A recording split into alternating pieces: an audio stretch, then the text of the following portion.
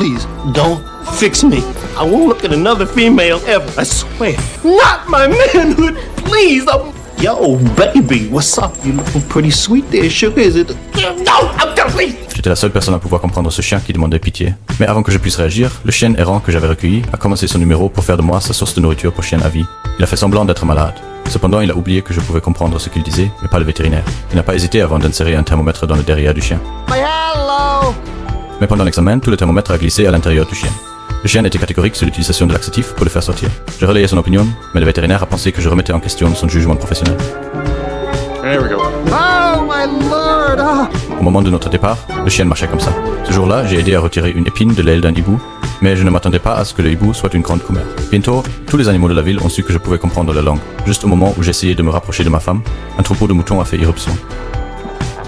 Ma maison est devenue un hôpital vétérinaire, ouvert 24 heures sur 24. Puis sont venus le singe alcoolique, le cheval myope et le chien mentalement instable. À ma grande surprise, je ne me suis pas énervé. Au lieu de cela, j'étais ravi. J'ai même reçu une demande de visite à domicile pour aider un tigre de Suck qui avait mal à la tête. Mais pendant que je faisais des recherches sur un plan chirurgical, j'ai rencontré une souris en arrêt cardiaque. Au moment où je lui faisais du bouche à bouche, ma femme est entrée. Elle a pensé que j'avais perdu la raison et m'a immédiatement envoyé dans un asile psychiatrique.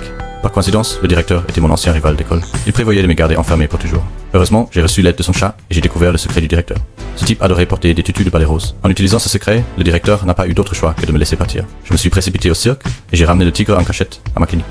Son état était critique et l'opération ne pouvait pas attendre. Pour me faire gagner du temps, le chien errant a rallié tous les animaux que j'avais aidés, bloquant complètement les portes de la clinique.